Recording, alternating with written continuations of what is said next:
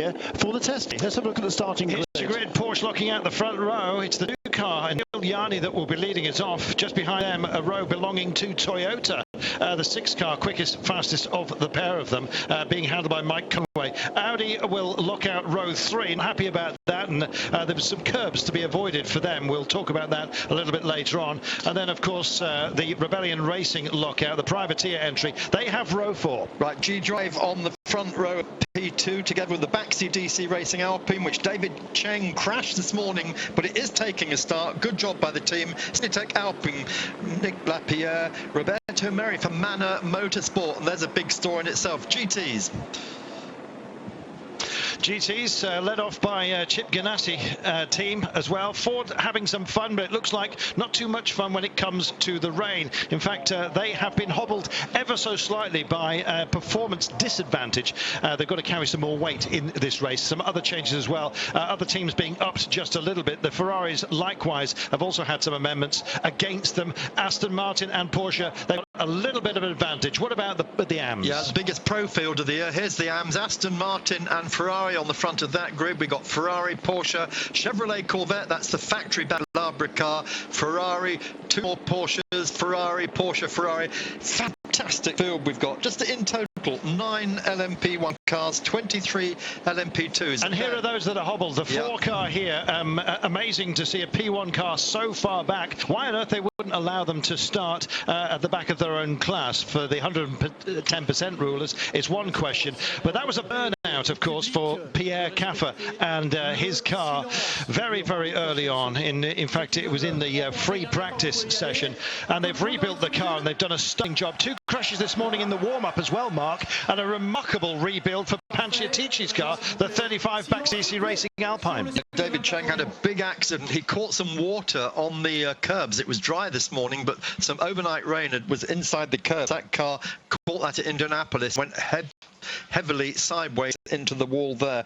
The Paul-Loup Chatin car, they crashed in the Porsche curves, and would you believe they hit one part of the Porsche curves that doesn't have the new softer barriers?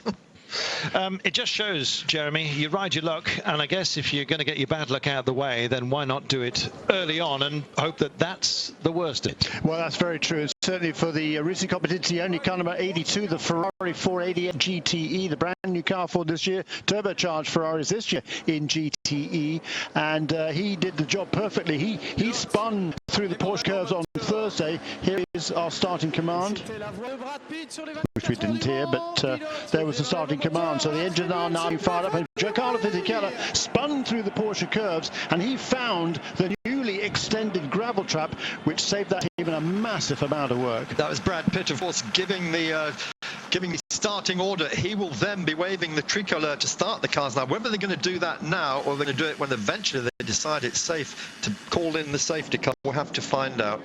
Well, there's not going to be any apparent lap here. They are going to start the clock, and we will be rolling behind the safety car. As to how long, anybody's guess. Here's your countdown, however. 5, 4, 3, 2, 1. The race will start now behind the safety car. The race has started behind the safety car. 84th edition of the 24 Hours of Le Mans starts behind the safety car. So Brad Pitt then, who was given a ride round circuit by Alex Wirtz this morning. I mean, what was the insurance bill for that, I wonder? What's the insurance bill for standing in the middle of this? 60 cars, as we mentioned, 9 LMP1s, 23 P2s, 14 Pros and 13 GTMs, the biggest field ever at Le Mans. And amongst those, Garage 56 entry, we have a quad amputee, Frederic Sasso, making that start, and that is going to be a story in itself. Well, as the race gets underway, Damien Faulkner's just jumped into the chair. You've heard a lot of him this morning, we know, during the warm-up and during the Road to Le Mans race. Damien, you as a driver, what will you be feeling now, knowing that this race is going to start once the track conditions are good enough, safe enough? Yeah, well, you'll just be itching at the bit to get on. You'll be fully, fully tuned into it. You'll be fully behind your team. Your teammates will be all behind you. This is one big team thing, and I think they're just waiting to get for the green lights. Really, that's the important thing, and that's what they want right now. On the yellow flags lap, or this first out lap, They just want that to be over, to be honest. The rain, I don't think they really care about the rain. You are kidding me. Damien Fogler's giving us one of those knowing looks right now. I think it's fair to say that we've become used to. Here we go then, behind the safety car, and that's no safe place ultimately to be throughout throughout moments such as this. Damien, we've seen the safety car getting itself out of shape while we went to level 4. At the moment, the rain level is between 2 and 3, but if we hit 4, then goodness only knows what the safety car might hit. Yeah, well, we heard, sorry Mark, we heard the other day from one of the Audi drivers who said that the car was fantastic under the wet and damp conditions. However, when it was a layer, just single layer,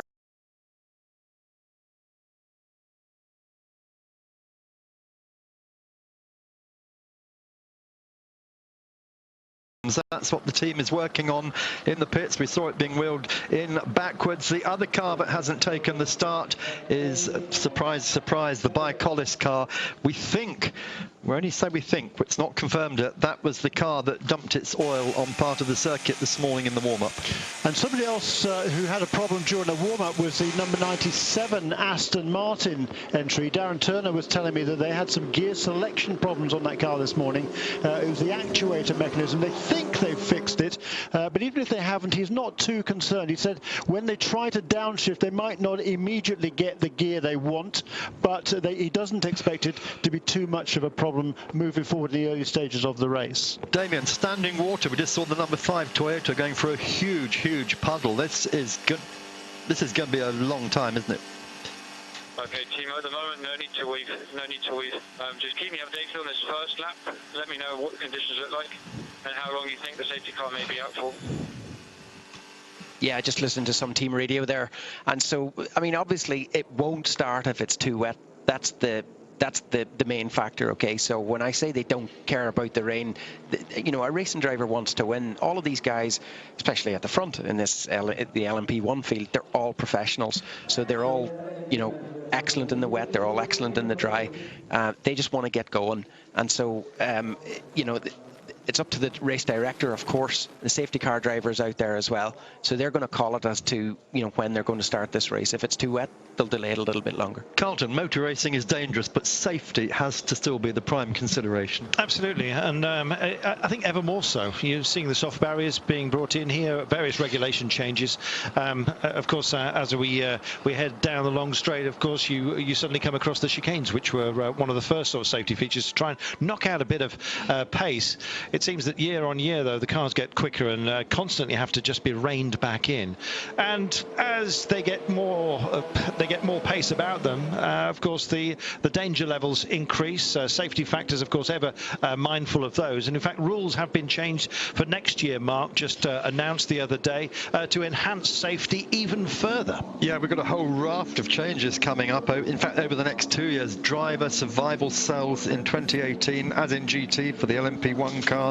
We've got a 10 megajoule increase in power, up from 8, but we've also got other things like the hybrid components will be isolated from the drivers of the P1 cars. Big changes, but we've got plenty of time to talk about those during the race. Let's get on with what little action we're getting in the moment. This is what you're seeing if you are on board the number 68 car.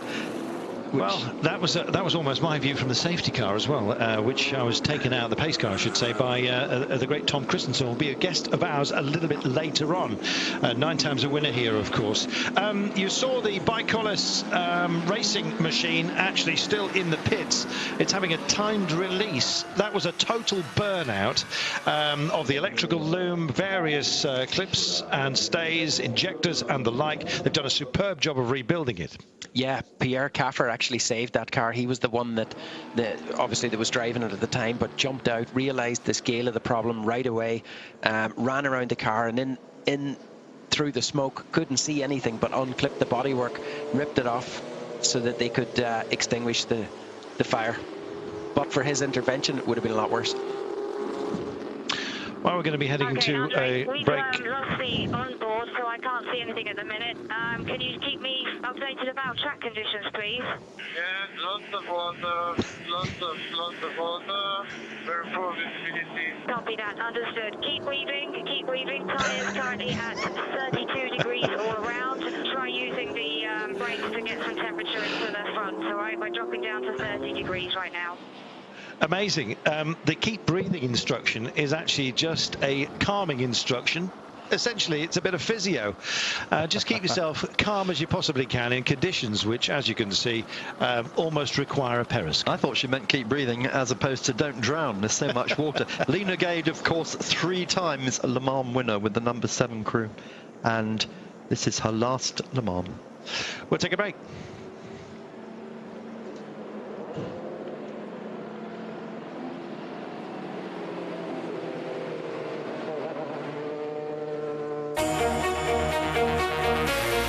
Завтра в прямом эфире на Евроспорт 2. Route du Sud. 5-й этап.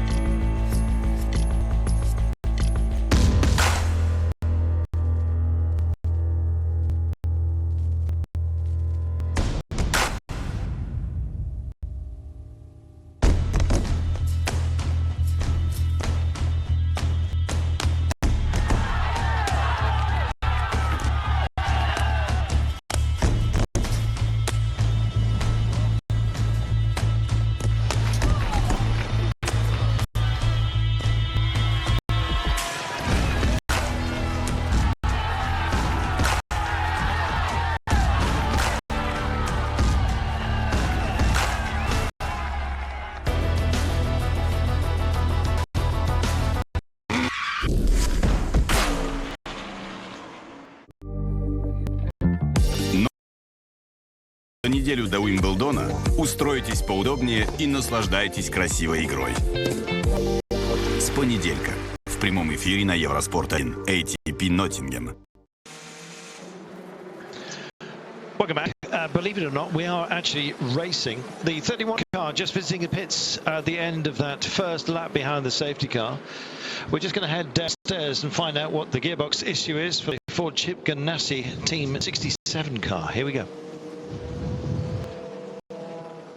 Well, Harry, we're standing here looking at your car in the garage, the number 67 Ford. That's not where it's supposed to be right now. Can you tell us what's happened? Yeah, unfortunately, Andy lost gearbox pressure on the reconnaissance lap to the grid. So, yeah, struggling to change gear, stuck in, I think, 3rd or 4th gear. So, had to bring it in the box, and we're just trying to diagnose the problem now. I mean, only saving grace at the moment is the safety car, so it's not like we're losing too many laps. But, yeah, we're going to need to get out in the next 5 or 6 minutes if we're going to have any chance of pouring it back. Is this something that's been a problem before at all, or is this a completely new issue with these cars? No, I don't think so. I mean, we've been very reliable in testing, but I think we're getting ready to go, so we'll see what happens. But I know they had an issue like this in Daytona, but I think it's all fixed. So yeah, we're not 100% sure. I'm certainly not from the WEC team anyway. Okay, well, lots of luck. We hope you get out there. So thank you, Liz. Liz Halliday, of course, our indefatigable pit lady. She's a Le Mans racer herself. She won Sebring. She knows how it works, just like Damien Faulkner does. We had news up from the pits. The ESM car, the 51 Mitchell car that's running this weekend, called... Okay, copy that. Your comments are making it straight So yeah, going back to the ESM car, it's the car that won at Daytona and Sebring this year. They started it with Pipo Derani. The team took the decision to bring the car in, change the driver. They said there's no point having Pipo going around in these conditions. We'll save him for when we really need him, when it's hard and wet. And of course, it's strategy that won them both Daytona and Sebring. And I'm sure Jeremy Shaw might be able to fill in on that. Yeah, Ed Brown, of course, has a lot less experience than the other guys in the car, so he's got to complete a minimum of 6 hours driving in this race. So smart decision there to put the silver driver Ed Brown in that car during while the cars are running at much reduced pace, Mark. So yeah, good strategy call by Extreme Speed Motorsports. The rain is abating. We're back down to level 2, which is good news because we were going from 2 to 3, and if we'd hit 4, possibility of a red flag being thrown for the first time here at Le Mans. We are racing, would you believe, albeit behind the safety car. If you're only just joining us, you haven't missed a whole lot, apart from a whole lot of spray which is being kicked up. Now, the drivers are being requested, or any of their comments, incidentally, on open radio, are actually being relayed back to race control. I'm sure they're across absolutely everything, and that's the way it should be, Mark, because if anyone's going to be worried about the conditions, you want it first-hand, and first-hand means the drivers. Yeah, absolutely. Now, if you'd like stuff first-hand as well, we're all on Twitter this year, so just keep those messages coming in. Mine is at Mark Cole Comms. One S in comms. It's amazing, actually, that you're on Twitter at all. What have you done with the carrier pigeons? Well, we shot it.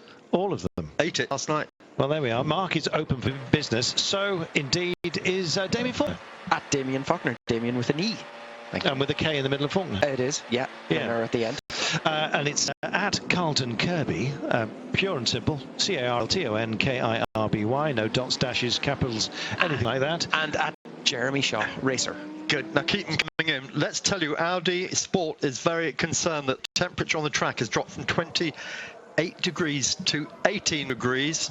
When that rain arrived, the air temperature is only 15 degrees, and this is going to cause all sorts of problems. Damien, brakes particularly, as well as tyres. Well, yeah, but if we just come back to that onboard footage there with the Audi, I think it was Andrew Lauder on to his engineer, and he was complaining about visibility, but you'd see actually on the screen where there was condensation coming up, and I'm thinking it might have been on the inside, but it might have been between the layers of plastic, the tear-offs on the windscreen, and if it is, that's not good. They're in trouble. We just got an onboard shot of the Toyota. They have no such issues. There we are. You know, when you hear more and more about Toyota and their coping strategies for various incidents, the more impressed you get. They've actually got an air conditioning unit on their battery. There you go. Just to get an optimum temperature. I think everyone else is using venting, but they've actually got an aircon unit dedicated to that. Here's your 67 car. Yeah. Gearbox pressure issues apparently resolved. Andy Prio, then waiting to go out. He'll go down 2 laps. So this has really been a godsend. If they're going to have that trouble, have it before the actual full speed racing starts. Might have gone 2 laps down, but they could pull that back over the next 24 hours. Maybe. A lot of water being dissipated by the vehicles themselves. I'm actually looking out on some mirror flat puddles at the moment. It looks like the rain has in fact stopped, which is good news. So not quite sure how long it's going to take us to get back to a racing position right now. But the kick up from the vehicles here will dissipate a lot of it. There's also an inherent amount of temperature still within the track, and that's going to help some of the evaporation. Now, the big worry is that water does collect, particularly in some of the pans, can we call them that, where you have these what they call baguettes here, basically the rumbles on each of the corners. They can hold water, and that's what David Chang found this morning in the warm-up in 35 car. Yeah, that was down at Indianapolis, and interestingly, before that happened, the race director had warned everyone there is water in those rumble strips. That's right. That was after the oil warning. Oh, yeah. Oil as well. And it wasn't coming up through the ground. If you're just joining us, we're now 15 minutes into the 84th edition of Le Mans 24 Hours, and the cars are only just completing their second lap. Behind the safety car, and it's continuing. Well, the breeze is blowing up, and that usually on stormy days announces yet more inclement weather. It's going to be a question of coping with it. Coping strategies to the fore. A lot of teams didn't cope terribly well in qualifying. It almost seemed unfair that so many of the major cars, particularly LMP2s, have been hobbled by 110% rule. The 27 S&P racing car is one of those. The 30 machine, the Extreme Speed Motorsports, also towards the back. Krone Racing Plum at the back, incidentally, from the P2 cars. The SO 24 by Lombard Racing, the 22 machine, Capio is way at the back as well. So is Pegasus Racing after a spin early on. And honestly, it's a big question for me is how on earth were they so cruel to these guys when we only had just a handful of minutes, relatively speaking, of full dry qualifying, and then the rain came and went and came and went, and the initial times that we set in the first session of qualifying stuck, and it was impossible to get within 110, no matter how 110% of those times, class by class. And it seems very, very strict, Mark, interpretation of the rules, not to give them just a class relegation, but an entire field relegation. I agree. Normally that's what would happen. I think this is Le Mans there. The ACO have their own rules. Now, we've got a tweet coming in from Paul Dunn saying, I thought there were 3 safety cars at Le Mans. Yes, you're absolutely right, Paul, there are, but for the start, because the field was already bunched up together, just 1 safety car, and it's in the hands of a very capable driver, Yannick Dalmas, 4 times Le Mans winner, and he...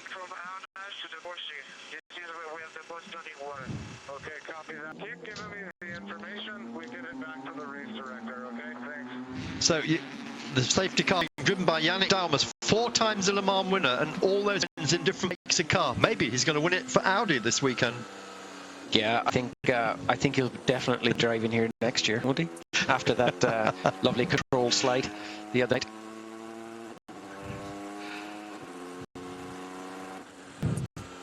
Well, we're going to be talking to Mark Webber fairly shortly. Expect some the sort of laconic response that you usually get at Mark Webber.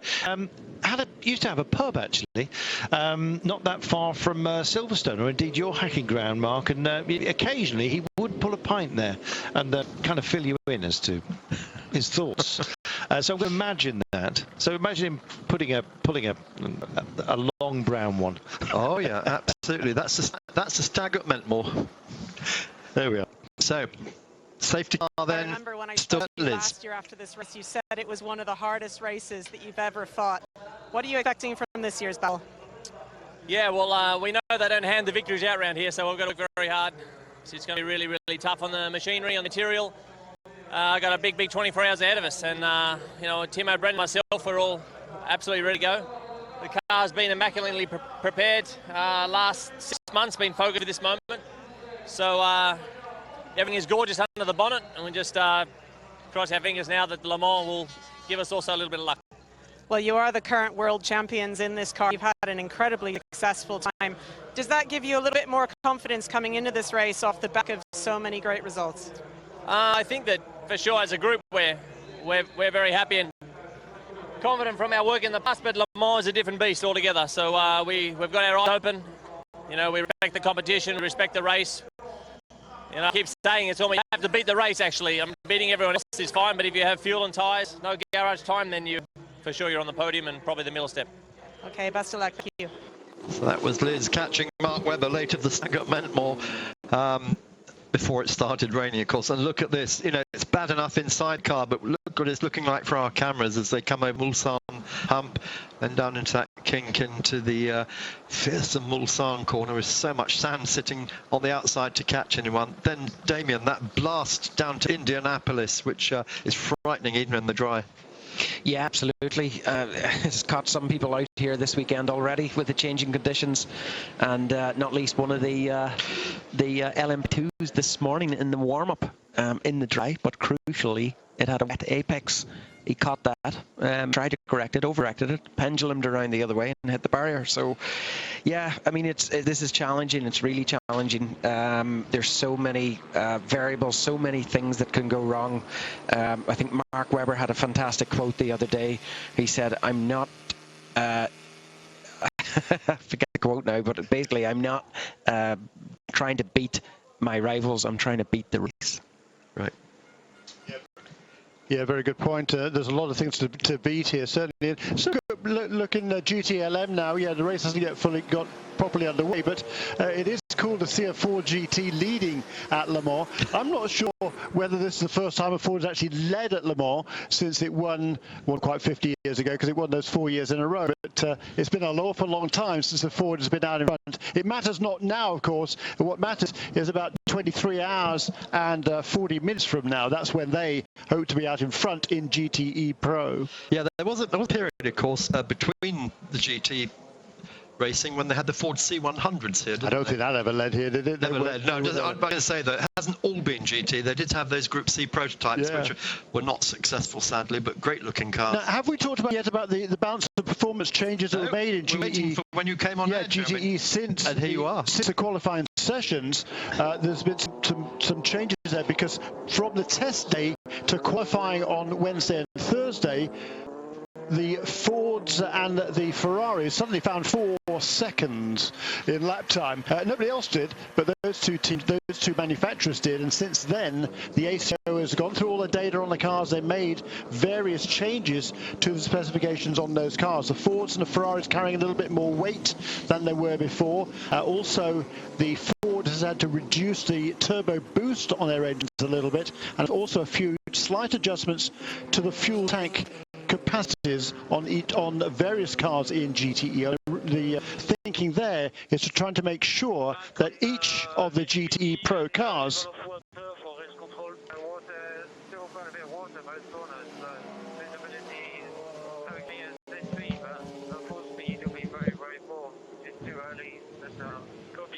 understood. Too early. And that radio there was Anthony Davidson calling into the Toyota Gazoo Racing, saying that in his opinion, it's still too wet to go racing. But as I say, the first changes to the balance performance, and we don't really know, because the cars did hardly any running this morning in the warm-up to know what changes they were made. Also, for the Corvettes and the Aston Martins, they'd allowed a slightly larger air restrictor, get a little more air into the car, a little more horsepower. So changes there, and we're going for a quick commercial break.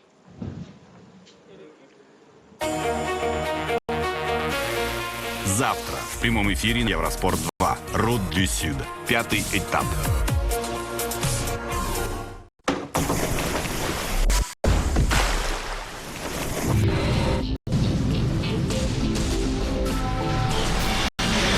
Angle tires.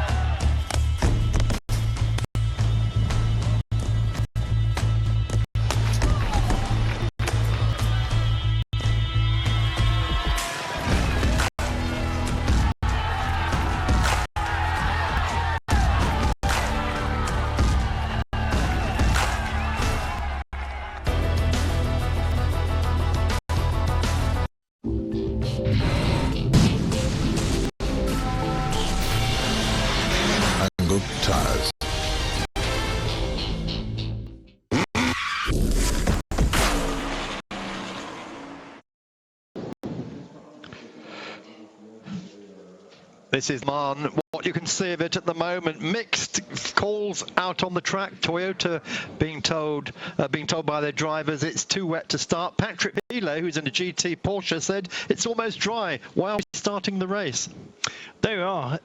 It also depends on when those messages were sent, because there are certain parts of this track which are extremely dry, and others which, quite frankly, are still downright dangerous. I guess, Jeremy, what they don't want is to release them and then have to change their mind. Yes, very, very true. They want to make sure that they are. Everybody's in agreement. Of course, the guys that particularly like driving in the rain, there's a lot of drivers that do particularly like driving in the rain. I certainly did, not to this level, admittedly, but I certainly like driving in the rain. But there's a lot of drivers that don't. And so people like Patrick Villay, who really do enjoy it, they want the race to get underway. Those are not quite so happy, they don't. And a quick note here, my thanks to Graham Leslie. Graham, thanks so much for sending in a tweet to say that it would be Chris Cumming getting in the 31 car, as Ed Bound is in the sister ESM car number 30. So very good point, Graham. Thank you for paying attention. That was my error, and yet another error from me, I think. But hopefully it probably won't be the last, but hopefully it will be. And of course, thank you, Graham Leslie. Of course, Graham, son of David, one of our much missed co-commentators here at Le Mans. And anyway, Audi again on the radio saying visibility is too poor. We are not going to accept the car should be released yet, and Toyota also saying no, conditions aren't right. We're just seeing some blue sky from the commentary box looking west. There are patches up there, Carlton. It looked like an eye in the sky, did it not? We're just heading downstairs. I believe we've got with Simon is Marc Lieb from the number 2 Porsche. And in fact, here he comes. We'll be dropping in with plenty of these interviews throughout, by the way, so do enjoy. Great team.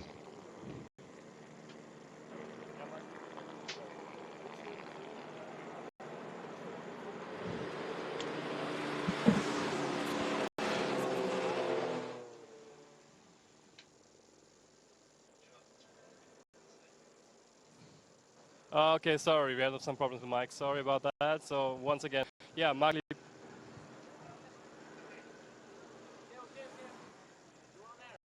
Okay, now we're on Marc. Nochmal die Frage. Bildschirm gesehen, die Konditionen draußen gesehen, bisschen Funk auch schon gehört, wie ist momentan? Ja, momentan geht's, glaube ich, ganz gut. Ich denke mal, dass so the conditions are an issue. Would you like to describe them for us and your fears? Well, the first cars, there have been cars already coming in. As far as tyre choice is concerned, we're still on full wets. And obviously going to have to stay at least a couple of laps on those tyres in these conditions. Interesting, Mark. Full wets are... The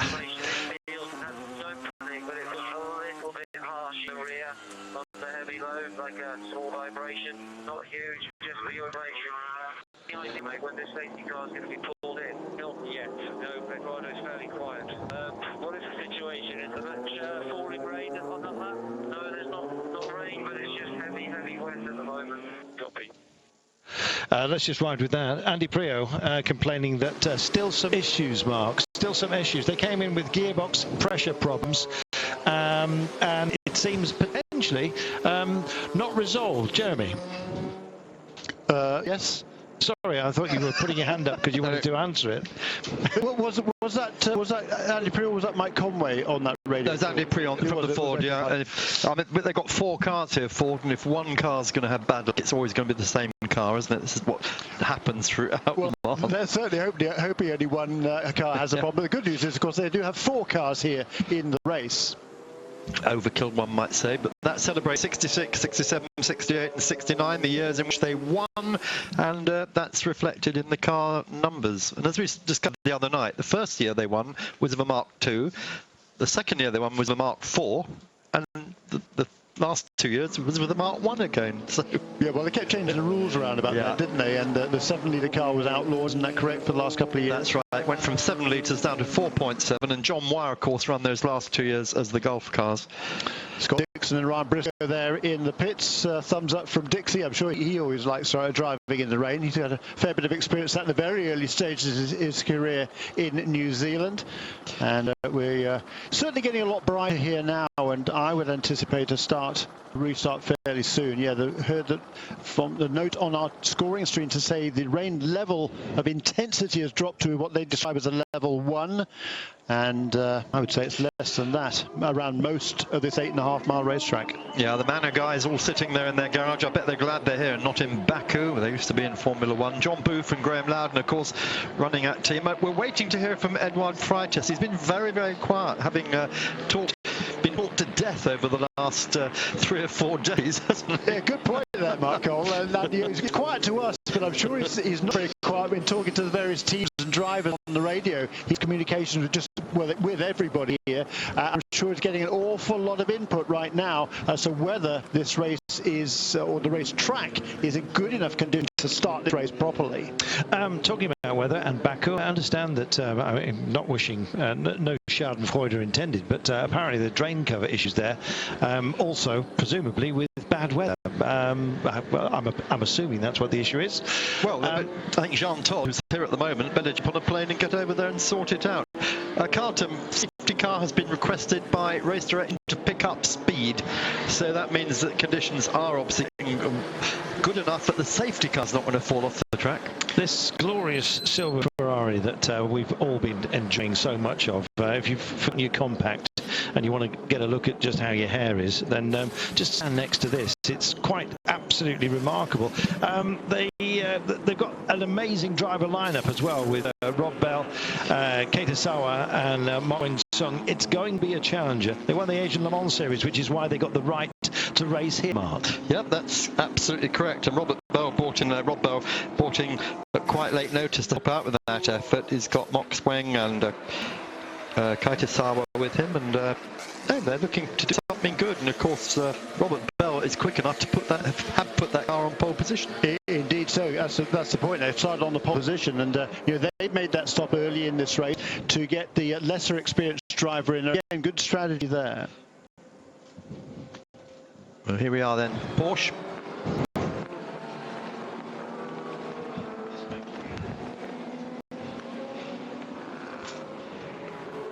No, we're just waiting to hear from the number 2 car of Neel Jani there. It hasn't happened. Just some nice close-ups then of... How are the track conditions now? First corner onward until exit after Rouge, they're quite good. There is after that now. The sun is slowly coming out. The track should hopefully dry quickly, and we'll see how long we can go with these tires and try to go to the slip. That was the most laid-back series of instructions I've ever heard. It was almost like this race was 20 hours old. Yeah, and I would suggest that since the race director Eduardo Freitas has asked the safety car to pick up the speed, I would anticipate perhaps even going green at the end of this lap. Mark, what do you think? Yeah, quite possibly. Watch that safe car and watch the lights. When those lights go off, if they go off as it's coming through Porsche curves, we will know that we are going to go green for the first time in what is now 34 minutes since the official start. There we are, 20 minutes and 25 remaining. 23 hours and 25. My goodness, yeah, it's almost difficult to forget what's involved with this amazing race in its 84th incarnation.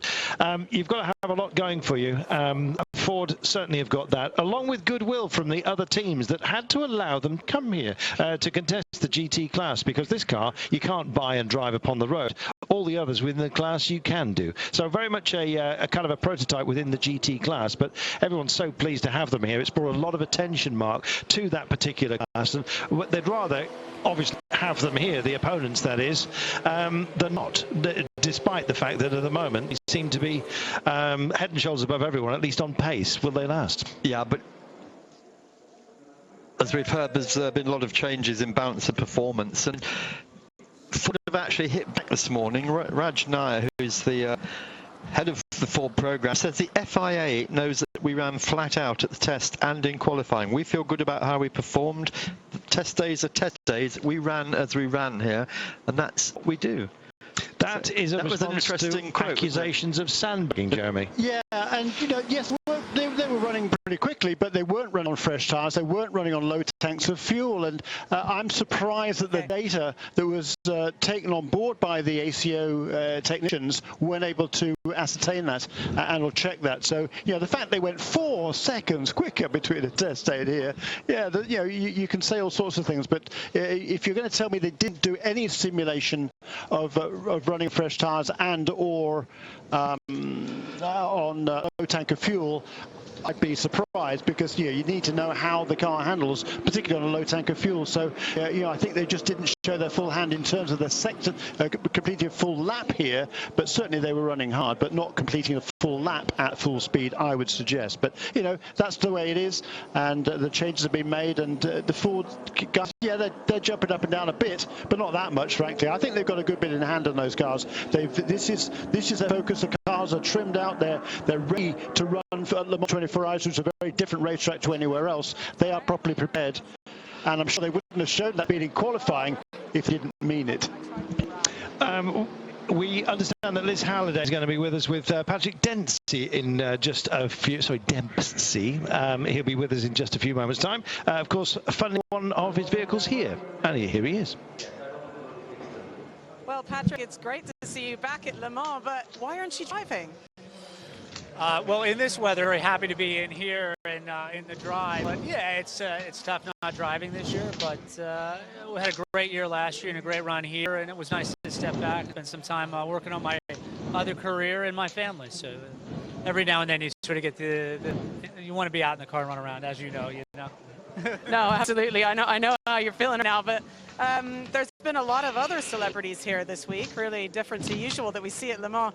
We saw Brad Pitt was here. Do you think he might want to try his hand at racing at Le Mans too? I think he had a good ride in the prototype. I think he was really surprised by the pace and also just how long this track is. Until you're out there, you don't really quite understand it. So it was good for him to have that perspective. Good to see everybody here supporting the race, and hopefully it brings more attention to the sport and to the series.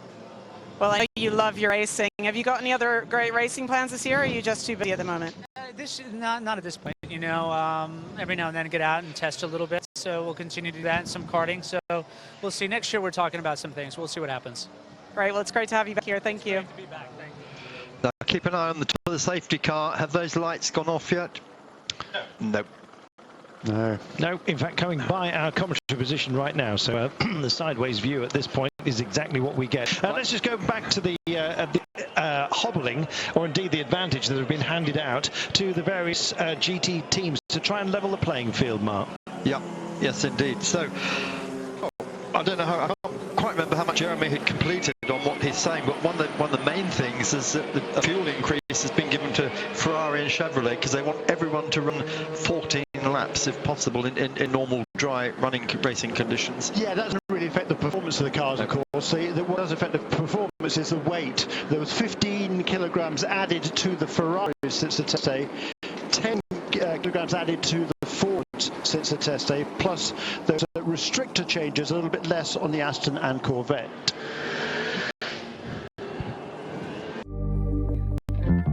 Ноттингем, Англия. За неделю до Уимблдона устройтесь поудобнее и наслаждайтесь красивой игрой. С понедельника в прямом эфире на Евроспорт 1 ATP Ноттингем.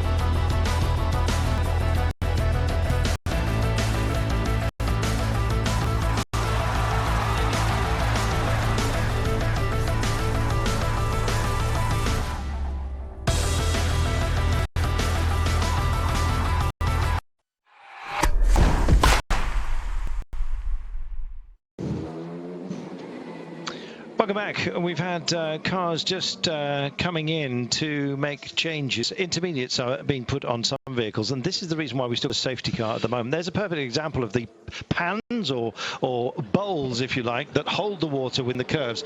Caused incidents today. In fact, we had a crash in the warm mark specifically because of the water here. Yeah. And here are the blowers that they're trying to make it safe. That is where it was as well. David Cheng went off in those very, very puddles at Indianapolis that they're now sweeping out now. So well spotted, Carlton. We have been told that the caution is continuing for another perhaps 1.5 laps to give the marshal the chance to get rid of this water.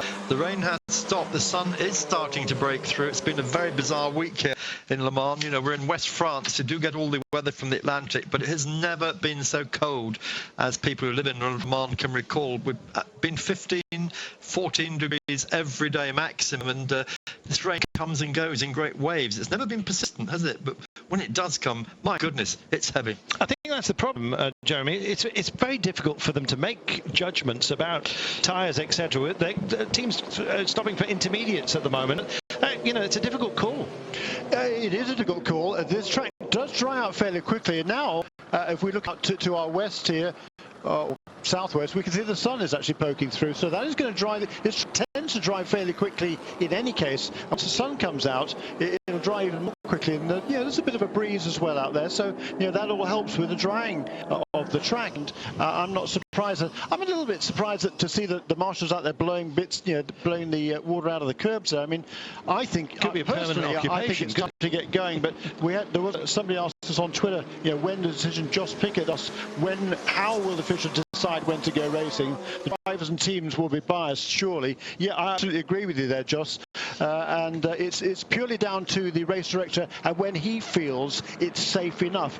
And while he will listen to all of the teams and the drivers, he will get I think his final decision will be made upon the judgment of Yannick Dumas at the wheel of that safety car there at the front of the field. He was sent out on, was it Thursday night, wasn't it, last night, during the practice room. We had that heavy deluge, and he was out there drifting the car around, and he was really quite surprised how wet it was, because he got the car really sideways at one point, and he stayed out there through that whole time, and when he decided the track was good enough to go back to conditions, that's when they restarted the session. Right, now do you notice that, guys? Just saw a second safety car joining in the game now. That's picking up some of the back markers who have obviously stopped in the pits, and that is 2 of 3 safety cars that we know of on track at the moment. Indeed, and the reason for that is when cars are not allowed to rejoin from the pit lane until the safety car comes around. So as we saw at the beginning... Negative, no warning expected. That's what I'm saying in the comment this time. So you can think already about for the next tire choice. I'm not sure, there's not a lot of water left for this contour. Although we can say with these wet tires. No more rain. Understood. We'll be looking at a jump to a different compound, obviously, for a different tire choice. Just keep me updated how the tires doing. Keep me updated on movement. Try and keep looking for water. Try and keep it cool for the restart. And try to go after it as you can in high-speed sections. It's trying quite quickly now the sun is out. The chicane is not going to steady one anymore on the line. Yeah, copy that. Copy that. So great information there. That was Timo Bernhard on the phone there on the radio with his team updating the track situation. And forget where I was with what I was talking about, but where was I?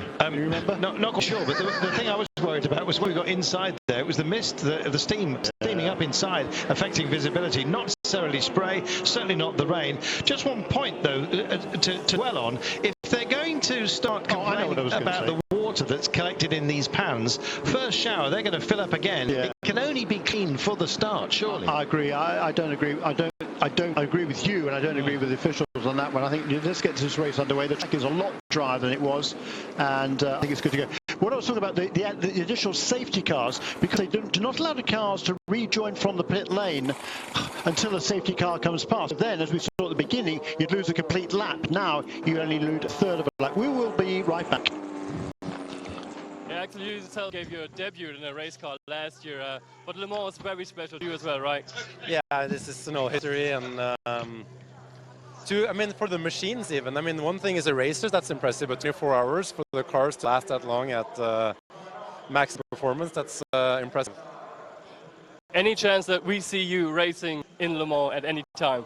I don't think so. I mean, it would be definitely a cool thing to do, obviously as an amateur way in the back, but no, I don't think so. It takes a lot of practice, and I'm not sure I have that kind of time right now, but maybe in the very distant future. Thank you very much. Thank you. Thank you.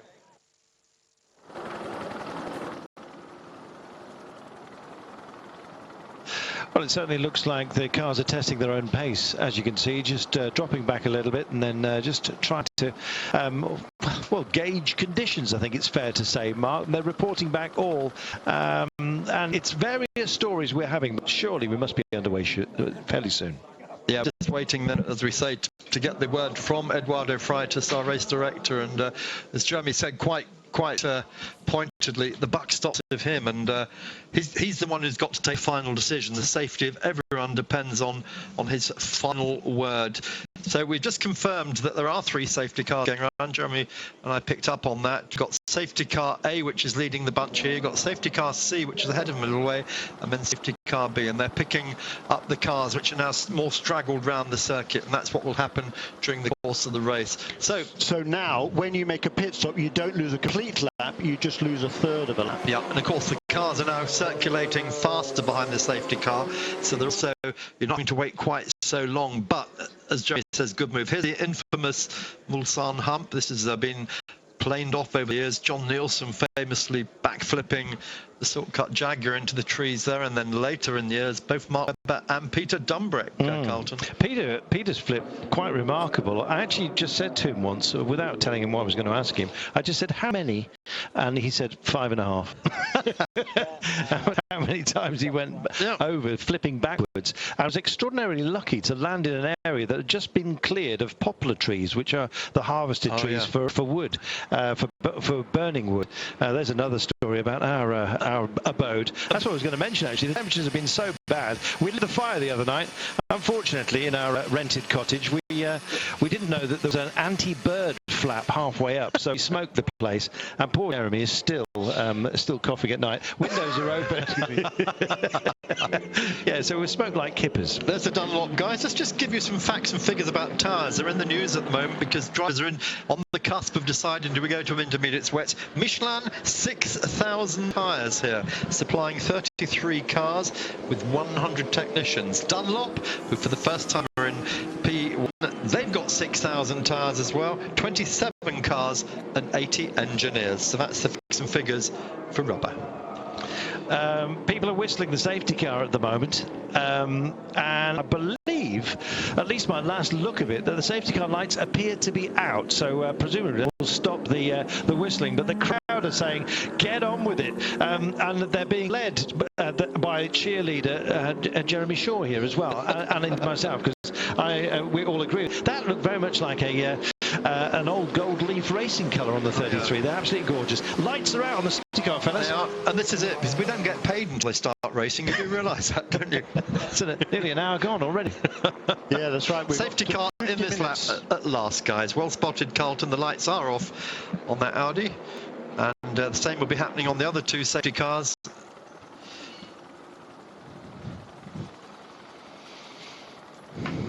So the crowd will be delighted, Jeremy, and I'm sure you will be too.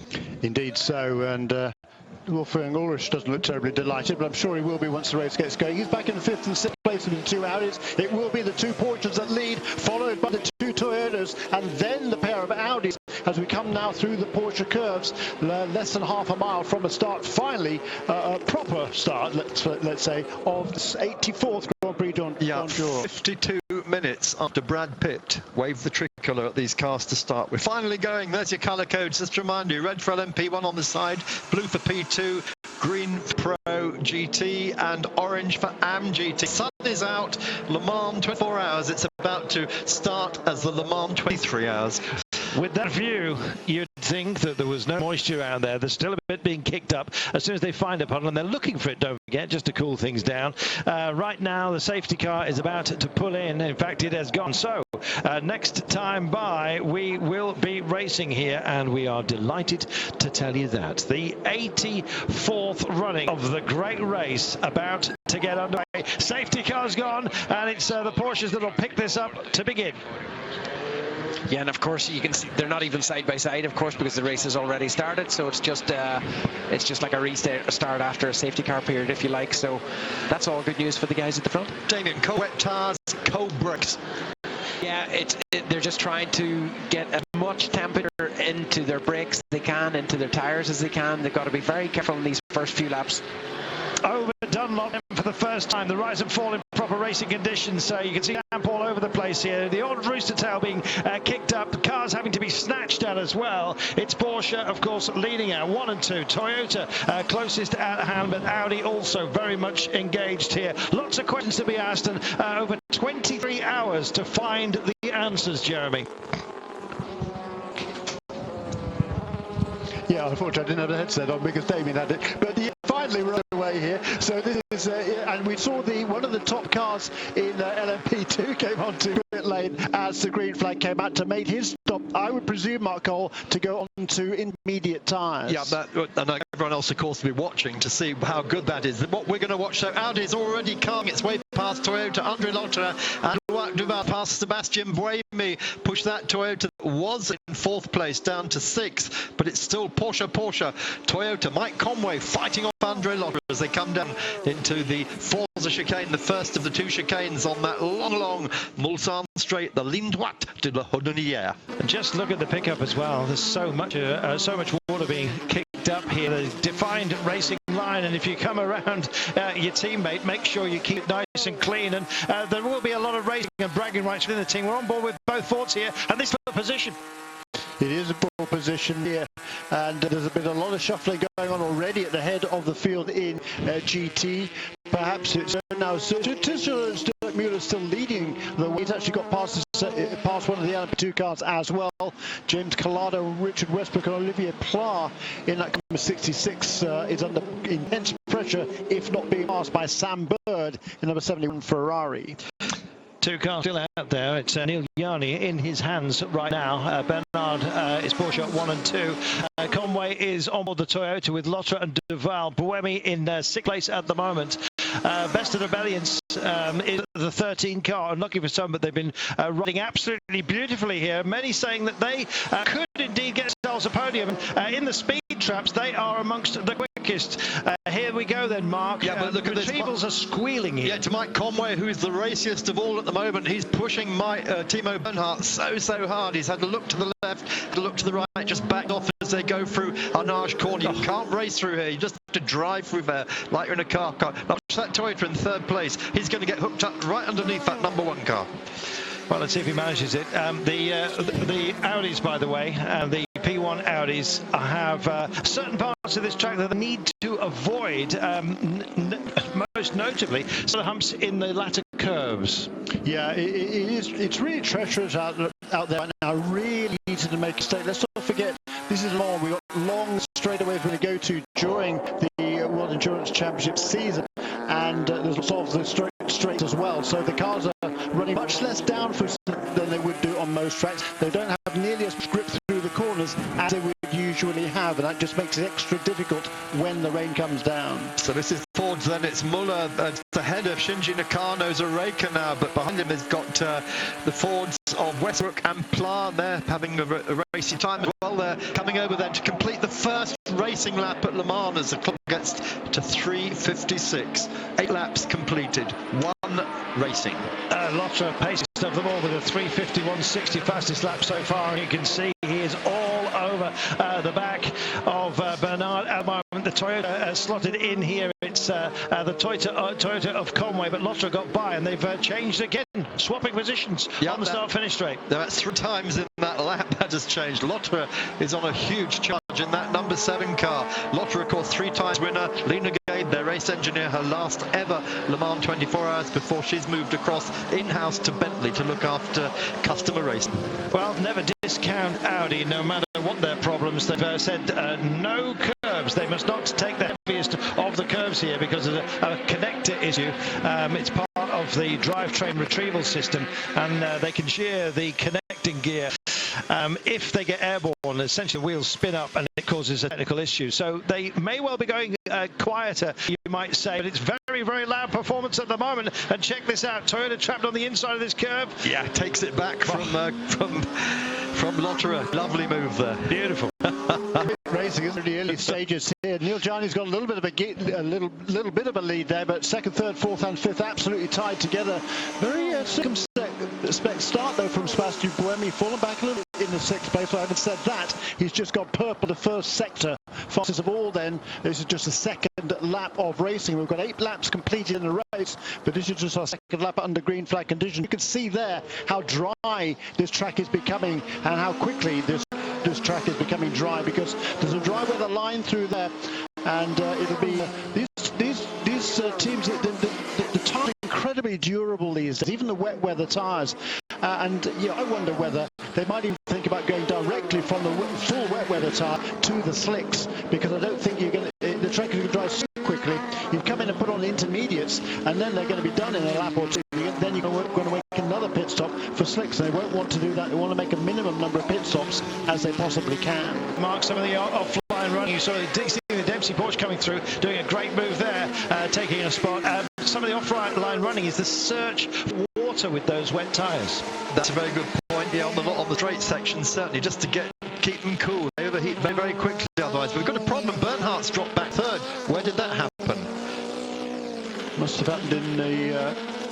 Conway's jumped up into second, split the Porsches a moment ago. Yeah, it was on that second sector, somewhere around that. Wow. But look at these Porsches here in GTE Pro. They were outclassed apparently in the qualifying session, but boy, not now, because they're flying through the field up into, are they second and third now, or third and fourth? But Jeremy, in the wet running, it's all about traction. Absolutely. The Porsches have an engine sitting over those back wheels. Absolutely, and that's what's great about this this category is it's horses for courses and or different conditions. So wonderful to see those Porsches right there in contention. As you suggest, then when the track is fully dry, we would expect the balance of power, not performance, to shift back in favour of the Fords and Ferraris. And of course, the Astons and the Corvettes, they're running a little bit bigger engine restrictor in the race, a little bit more straight line speed. Fantastic battle here between Sam Byrne and Richard Westbrook. This is for position 6 within the GT Pro class.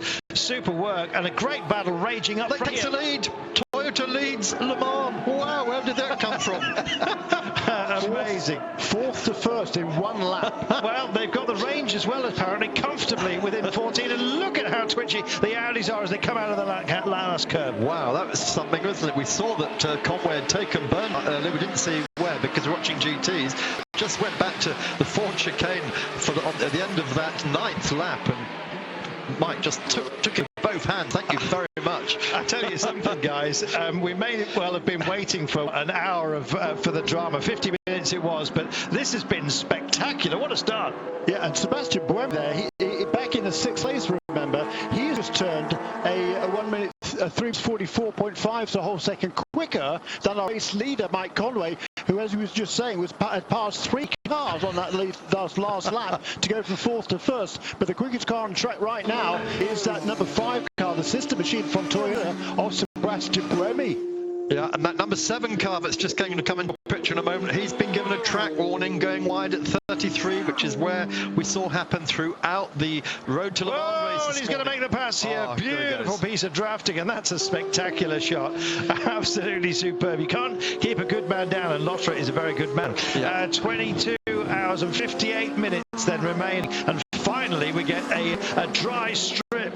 Here's the G-Drive machine in a driver change as well, and tyres as on top. I'll be bound. So the number 1 car then having another look. Bernhardt all over the back of Neel Jani now, Jani I should say, and here we are on board with Timo Bernhardt. Can he doing about it on the run down to the second chicane?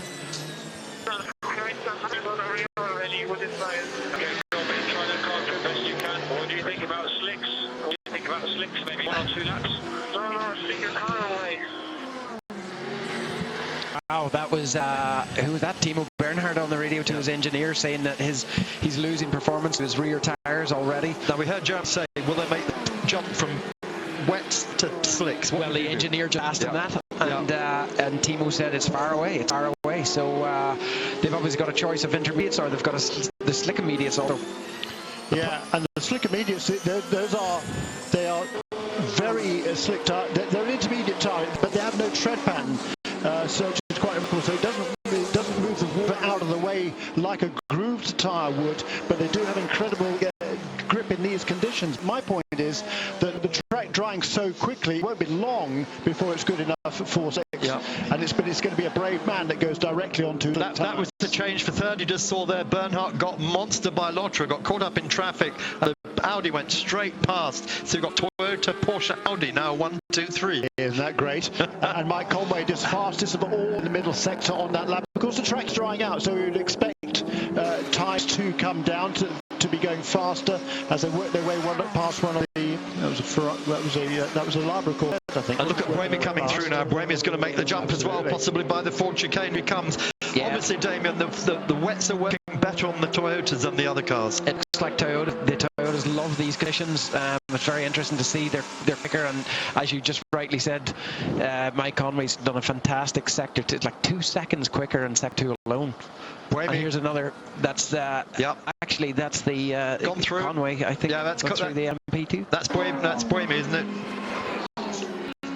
Just catching. No, Buemi's still stuck there behind. No, that was the ESM of the LMP2 right. there. Yes, it wasn't a pass. It was just a lapping move. But here we are, all flying over each other, monitoring each other from out of pit lane. Oh, so Audi first to blink. Yeah, which one's that coming in? Seven car coming in. That's Lotterer.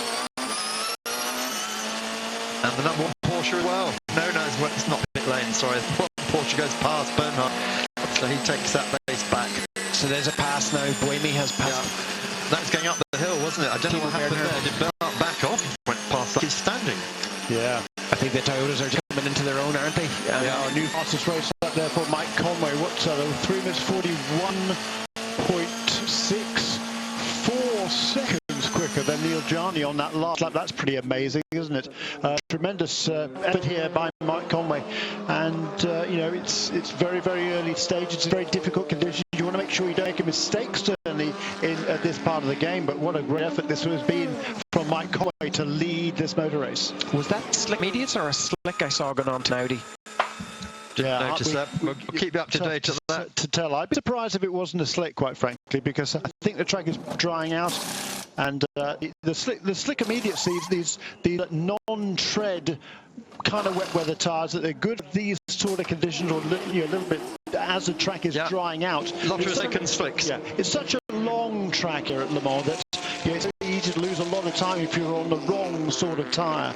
So we'll have to watch the lap time now of Andre Lotterer, see how quickly he can get this car at speed. The 91 of Patrick Pilet, they're going to have a little bit of a scary moment. Here we go. Here comes Buemi then. Porsche curves. Buemi's on a charge, comes down the inside. Oh, it's a P2 car.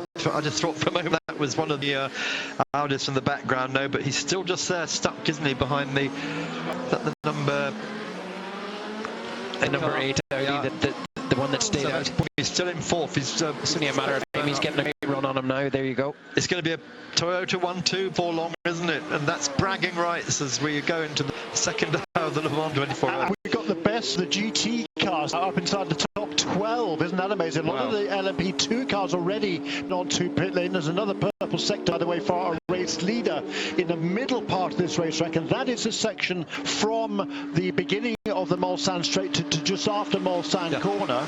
Yeah, but Jack, critically, Ford not yet called in for dries. We got Ferrari, Chevrolet, Aston Martin all in the pits and the pros for dry tyres, but they've not yet called the Fords in.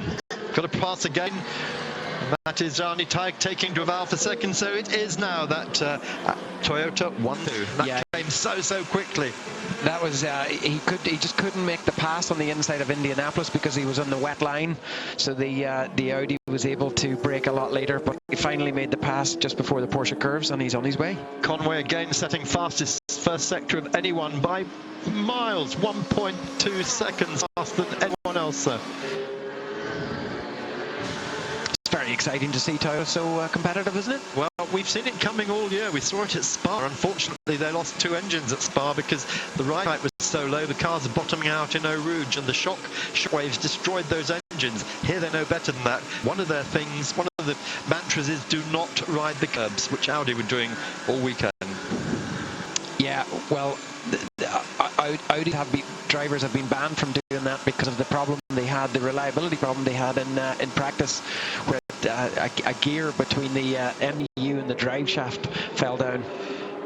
So here we go then. It's Conway, it's Jani, it's Duval, it's Buemi. No, where's Buemi gone?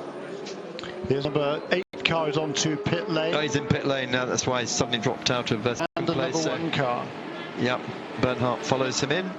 So Mike Conway stays out. He just sets a new fastest lap of race in car number 6, and that lap time just 2/10 seconds on his teammate. Yeah. And we're just looking further down, 19th pit, Wolf Hensler in the number 78 AM car. He is now leading AM, and he's in 19th place overall. Didn't see that one coming either. That, of course, as Jeremy said, is because of all the recycling in the pit, and that's the KCMG car, which Christian Reed runs, and Wolf Hensler and Joe Kamadias are sharing with him this weekend. So sunshine now in the pits, as you can see. Full slicks going on, Damien. Yeah, that's what we think. Although it could be slick immediate because well, we know that Audi have taken full slicks on. We've told that by Audi here, full slicks. Oh well, then yeah. No, it's got to be slicks, Damien. We've got the sun out now. The sun's beating down. It's quite warm out there now, and the track is going to dry, I believe, very, very quickly. It's certainly going to be very, very slippery out there, isn't it? Because you know here, how particularly under the trees there along the Mulsanne, the run to Indianapolis, there's trees very close to the edge of the track, and there, of course, it doesn't dry quite so quickly. Right, we've got gravel on the track, zone 35, but more importantly, more rain is expected in 15 minutes. Levels 1 to 2, north end of the circuit. So it's all going to change again. We're going to be taking a break in just a moment, and we will have some new voices on when we come back. So enjoy this. Eurosport Live at Le Mans. Doesn't get any better than this, guys. Yeah, it's great, isn't it? And we've got the Porsche now leading in GTE Pro. We will take a commercial break and be back very soon. Завтра в прямом эфире на Евроспорт 2. Route du Sud. 5-й этап.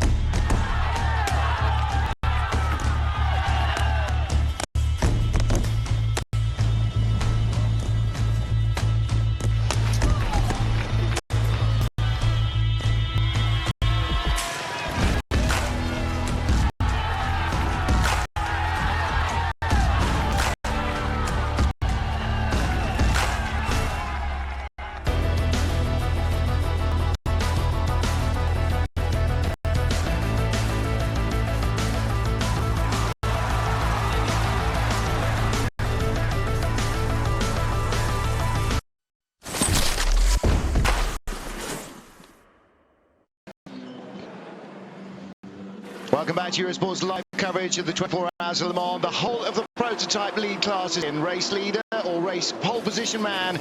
Neel Jani is in, so too are both Toyota's race leader Mike Conway and his teammate Sebastian Buemi. Andre Lotterer is still out on track, but the other prototype cars, the Porsche number 1 of Brendan Hartley and the Audi number 8 of Loïc Duval, have just stopped for a change of tyres as well, as the track started wet and has dried out fast. Sam Hancock, are they going to go straight to a slick? It seems an intermediate is basically just begging to do another pit stop in the next couple of laps. The problem is you've got 60 cars on the field here and they really clear the line quickly. They're like hairdryers going around. So if you take the risk on intermediates, you are banking on more rainfall within the next 15 minutes. If it doesn't come, you're definitely going to have to make another pit stop. Well, let's hear from Dr. Wolfgang Ulrich and see how Audi's view of the first hour of the race has been. Dr. Ulrich, Audi hat gewechselt. Wie ist die Strategie momentan? Ist es trocken genug und hat man Angst, dass gleich wieder... Just change tyres and driver change. Is it drive for slicks? It is changing up very quick. Really important to go straight onto slicks as soon as we could. Pretty sure if you're on a wet weather tyre, you're going to lose so much time and the tyres will be completely ruined. But it's exactly what we heard after the qualifying days. Jeremy Shaw, the driver, said that once the track starts to dry, it dries very quickly, and a wet weather tyre lasts barely a lap. Really true if you have to try and hang on, but you don't want to, because you're just giving away time that you'll never get back. Well, that's exactly... That is exactly right, and we saw that Mike Conway you're hanging on there an extra lap before he brought the Toyota onto pit lane. We have to see when the cars come around again at the end of this lap to see how much that has cost them, because already right away out on the track on slick tyres, the guys that made their pit stops were going faster already. So we'll see now on the next lap how much that has cost the Toyotas. Sam, 11 or 12 seconds faster on slick than on a wet weather tyre, so that could be, you know, half a pit stop time. Yeah, it was a fantastic gamble by Andre Lotterer, who made the first call to come in for slick tyres, and he immediately started to gain that advantage, as you rightly say, of about 10 seconds or more per lap over the guys that hung on out there, despite the fantastic job we saw Conway doing, who at times there was 4 seconds quicker than anybody in those slippery conditions. Well, there's no question Conway has got the speed to see the number 1 car of Brendan Hartley going by the Beach Dean Aston Martin, and it's obviously we're watching the front of the field because this is while race is being led, but Jeremy, for all 4 classes the deal is the same. The wet weather tyre is the wrong tyre for the weather, but on our screen we are warned that rain level 1 to 2, which is light to really quite hard, is expected in 5 minutes at the north of the circuit, and that's pretty much where we are, the pit lane and the first few corners. So they've had to react to the weather, start on wet, they've had to react to the weather, change onto a slick because it's now so warm, dry, and they're going to have to react to the weather again if and when the rain shower comes. Yeah, it's really tricky to make that call at this stage, but as Sam was saying there, you know, the wet weather tyres, as soon as the track is dried out, you're losing an awful lot of time. On the previous lap before he came into the pits, Mike Conway set the fastest lap at 3 minutes 38. Next time around, having made the stop 1 lap earlier, Andre Lotterer turns a 3:29, and now Brendan Hartley in a number 1 Porsche to just reduce that lap on lap 13 to 3 minutes 26. Gavin's Corvette lying in 4th place in the GTE Pro class, battling with Patrick Pilet's Porsche, which is going by him, and towing up behind him is the number 82 Ferrari, and that is Giancarlo Fisichella. So Gav being jumped by the Porsche. Now, I was talking to the Porsche GT drivers, the Pro class cars, Fred Makovici, Ilbamba, just before we came up to the booth to start our program, and they were just in the depths, really, of, right, this is just going to be a horrible 24 hours. First and second in GTE Pro at the moment, Fred Mako in a Porsche, and the Ferrari of, the Ford of Richard Westbrook in second. But again, you can see the Ferrari and the Porsche both have a slight upper hand hand over the Corvette now. Has that Corvette of Ollie Gavin already made a stop? And the answer is yes, it has. So that is on slicks, and so too is Pilet, and so too is Fisichella.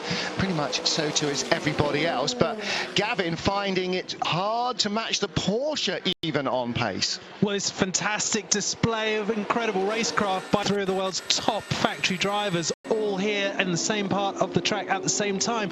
Now, when you have a slipstreaming effect like this, whoever is in front faces a huge disadvantage because they have to punch a hole in the air first. The guys behind get a gradually better slipstream, so you'll see a lot of track position. A lot of position changes as they go around the lap. But what's interesting is we've got the perfect illustration of what those late tweaks to the balance of performance have done. You would have thought, wouldn't you, based on qualifying, that the Ferrari would be able to tow by and disappear off into the distance, but it's not. The Porsche was leading the train there. The Corvette is holding on to the back of it. This is arguably a great display from the regulator's latest decisions to equalise the balance of performance before the race. I would say just the opposite.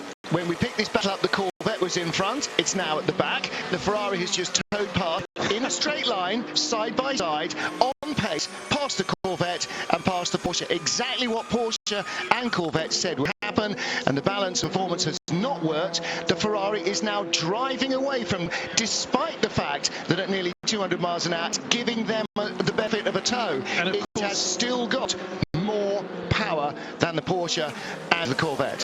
And now, of course, I wish I held my tongue. Just another 20 seconds. That's all right. I allowed you to embark on that run down the rapids before I pointed out the hole in your canoe. Now, going around the outside, yeah, threw you under the bus. Going around the outside of them, the number 36 Alpine. And this is one of our LMP2 Alpine Nissans. Gustavo Menezes, Nico Lapierre. Yeah, the only word I picked out of that station announcement was Ferrari. I picked out exactly what he said. The Ferrari is in another category. Yeah, it is. It's in GTE Pro Plus. Yeah, it is, isn't it? And second pit stop, third pit stop for the car, is it? I think they made number 7 Audi, the leader, just came into the pits. Andre Lotterer. Does that feel too soon, Jeremy? Well, his fuel. Yes, I would have thought so. They've completed 14 laps, but most of that was under the behind the safety car. So I'm not surprised as soon as that. Yeah, well, he was just about holding his own in terms of pace in the number 7 Audi. Brandon Hartley leads the race for Porsche. Car number 1, position number 1. Loïc Duval in second place in the number 8 Audi, tucking down the inside there of one of the GT. That's the Proton competition Porsche, Dempsey Proton Racing. And here's the car that is now sagged to third with this stop going back in the garage. It's on trolley dollies. Yeah, well, I mean, they would have topped it up with fuel when it came in just 4 laps ago, so clearly totally out of schedule and very, very early. Really just sort of 7 or 8 laps into the race, really, since we got going. Okay, back end bodywork's off, wheel arches are off, so something engine transmission. It's not the front end drop gear which caused them problem on both cars in qualifying. Look, when the weather was the way it was on Wednesday, we kind of went, you know what? This is going to be a weird, wacky Le Mans, and somebody is going to get the biggest rub of the green, and that's what's going to win the race, because you're going to need luck, perhaps almost more than anything else in this race this year. Oh, but that is a rotten time to lose it. That was our race leader who'd made a fantastic early call to take slicks before anybody else. He was reaping the advantage. He navigated his outlap in the following one when the circuit was still damp superbly, and it was about to pay off. Andre Lotterer getting a tough roll of the dice there. Slow car on track being reported, and it's the Dane train Ferrari, the one with Christian Nielsen driving it, and that is after zone 30, which is I have no idea. Somewhere anyway there's a slow Ferrari circulating, but it hasn't stopped yet, and the rain's still expected at 16:20, which is 2 minutes ago. It is getting increasingly dark here, and the Ferrari makes its way into pit road, so the number 60 car makes its way back in. It's the Formula Racing Ferrari, a Le Mans Series regular, but the drama surrounding Audi, they didn't look their normal state of preparedness. They were not the first 2 cars on pit road at the start of any session like they normally are. They barely had a car out when everybody else was doing lapping at the start of almost any session, Sam, and it's the most un-Audi couple of days I think we've ever seen. And meanwhile, we've seen Porsche have more of a clean run through the week. The likes of which we're normally accustomed to seeing Audi have. They've had everything go to plan, and currently Brendan Hartley is storming it as we look at the Ferrari that's got the front left wheel off. Now, has it shed a wheel? I think that's why it was going so slowly. It looked like it was down on the left front. I assumed a puncture, but there is no wheel unless the Michelin, there is one tire off, so they have taken one off. So maybe it wasn't a puncture. Maybe it was a. Be advised, rain expected in the next 2 minutes. Rain expected in the next 2 minutes, and it will last 15 minutes. Just talking to Marco Werner before we came on air after our last break, and he was saying, they should have started a couple of laps earlier at least. And everybody who wasn't in a car thought exactly the same, but there are a few drivers already saying, if I was in one of the cars and they went green when the fans wanted them to, I would have boxed. Yeah, we're just looking at the duel here between LMP2 drivers. You've got Britain's Johnny Kane and the Straka Racing Gibson chassis leading. I think it was Richard Bradley. It is. In the Orica just behind. That is in the LMP2 category, and that's the fight for fourth position, because Roberto Merri in the Manor Motorsport entry, he made his pit stop before everybody else in LMP2, and he's out there. He's got a huge lead now of about 14 seconds over Matthias Besch in that car before he looks for TDS Serie. So is that John Manners' Formula One strategy brain going ching ching and getting Roberto out in front? KG, of course, last year's LMP2 class winners. So Richard Bradley, Matt Howson back here. They're not doing a full World Endurance Series this year as they did last year with the LMP2 car. So this is sort of their big deal for the year. And deals don't get much bigger. But as you see, very competitive still. Audi with one car already in the garage, but the other one setting the pace out front with the number 8 car, Loïc Duval. Loïc Duval, who took the lead, and we didn't see it. We're looking at an onboard replay now on the start-finish straight. Loïc Duval taking advantage of what looked like Hartley getting held up behind, was it one of the GT cars? Yeah, it was a P2 car, wasn't it? In fact, a pair of P2 cars. That's Michele Lichon on the extreme left getting out of the way in the BR1 Nissan. But it was, that was, you know when you tighten the lap belts and it cinches a bit, he was breathing in, it would not have cinched a bit there. There would be no chafing. He was breathing everything in to get around the outside there. But again, you know, we're halfway through the second hour of 24, and they have to race each other like it's the final lap at Formula Ford Festival. And genuinely they do, because of the way the hybrid energy system works. You have a maximum amount of energy you're allowed to use. You don't have to, but why would you not use full throttle in a racing car? Why would you not use all the power available, all the grip available to you? So of course you do have to, but you can't exceed it, which means, Sam, effectively you have to drive these cars every single lap as if it's a qualifying lap to the maximum of its allowed performance, and that means phenomenal pressure. The endurance in this race is driver endurance. Just a reminder for section 1, just being a fair margin. We've got a good pace, mate. Right, little bit of drizzle is a worry for the number 1 Porsche. There is a bit more worry for the number 7 Audi. That had all the hallmark of an extinguisher going off. It wasn't a lot of mess. It was maybe that an airline they're using to blow something out. But what can we say about the number 7 Audi? Possibly in another couple of laps we can say it's not going to win this race, but we can't say that yet because it's only a couple of laps back, and Audi have done bigger problems before, but also with the weather the way that it might be before tomorrow morning, you know, all bets are off. We're not going to predict anything here because we're just going to look even bigger fools than we normally do. Predicting this race is Mug's game. Yeah, I still haven't learned that after 30 years. And the new purple sector there for Loïc Duval, having taken lead from Brendan Hartley on this lap. He now has made full advantage of that. So even while Brendan Hartley was held up and then going up towards the Dunlop S's, Loïc clearly was not going to charge him. Two cars come now to complete lap 16, less than a second between them, and 8 seconds back to the third place car, Mike Conway, and Sebastian Buemi is a similar distance, if not more behind. And what's interesting to me is that the Audi and Porsche teams hedged their bets during those first pits. So both came through their cars in one lap apart, whereas both Toyotas came in on the same lap. We talked about this at lunchtime, didn't we? And I was saying I wouldn't be surprised if we'd started green for each team to bring in, because they've only got 2, not 3, which they usually have, to bring one team in a lap early. Because we've had a lot of wet running, we had a dry test weekend, but that's not enough to guarantee you've got your maths right on the fuel. I wouldn't have been surprised to see one come in a lap earlier than safe and another one a lap at where they thought was safe, just in case. But as you said, Toyota quite often pit both together, and they are both together. The other thing that I'm going to question now, and this is very old-fashioned thinking, this is Sterling Moss thinking, has each team got a rabbit and a hare? At the moment, we've got 3 hares out front. We'll answer that one in the next 22 hours. Le 3 settimane del nostro sforzo intenso, ci vuole veramente un grande allenamento, una grande dedizione. È una salita molto complicata ed è molto difficile da affrontare, perché se c'è veramente tanto vento, anche chi sta a ruota dietro fa molta fatica. Penso però che per il Tour de France l'emozione più bella è quella dell'ultimo giorno, quella finale a Champs-Élysées. Момент истины приближается.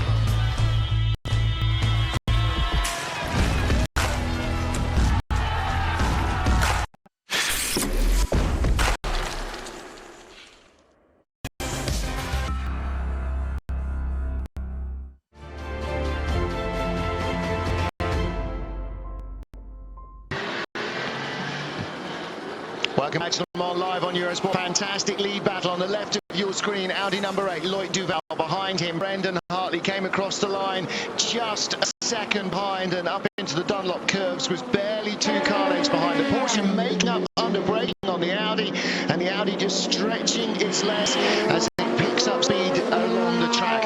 Mike Conway now in 3rd place, fastest race lap, a 3:25.8. That is nearly 4 seconds quicker than the leader, exactly what he was doing before he came in for a fuel stop. Rain has arrived at our commentary box window at the Porsche Cubs. Loïc Duval reported it, and it is now arrived. Johnny Kay in the LMP2 class dives into the pits in front of us from 3rd place. That wasn't Johnny Kay, in fact. He's still battling Jake Dennis in a all-Gibson battle for 3rd place. But the lead battle again is on. Hartley down the inside into 2nd chicane. How did he do that? Got the run on Loïc Duval somewhere between the 1st and the 2nd chicane. Made a very clean pass. How did he make up a second on him? That's insane on the beginning of the Mans. That's ridiculous. Loïc Duval flashing his headlights aggressively, letting the LMP2 drivers around him know that under no circumstance must they get in the way of this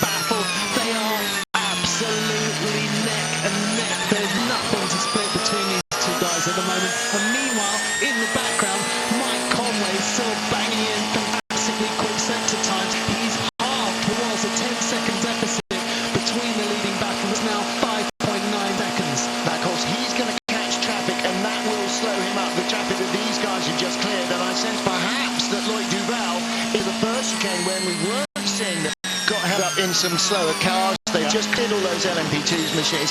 Let's take a look at what else is going on. As you mentioned, Mano Motorsport leading in LMP2, Jeremy Roberto Mary ahead of Matthias Beck, so it's an Oka chassis 1-2.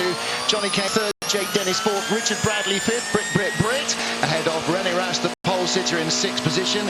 In GTE Pro class, Porsche still have the lead. Fred Macavici's Porsche, the Ford of Richard Westbrook second, the Ferrari of James Collado third. So we've got three big manufacturers in the top three, and the AM class, a big change around there as well.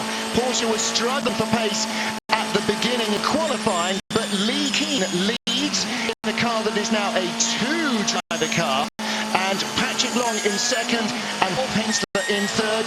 Porsche. That rain is what Porsche need in both GT classes, but again, look at the lead battle. They get around the G-drive, Ligier, and suddenly you couldn't fit a fed paper between the front two in our race after an hour and a half. There is so much going on. This is absolutely fantastic. And in that GTE AM battle, let's just talk about it very briefly. Keane leads, but Patrick is closing really quickly on the last lap. He pulled up 2.5 seconds on Lee Keen, and Wolf Hensler there in third position in car number 78, the third of the Porsches, still running very well. Adam Carroll running now fourth, also in a Porsche. 1, 2, 3, 4 in GTE AM for Porsche. Yeah, that's the Golf car, and rain also in the S's.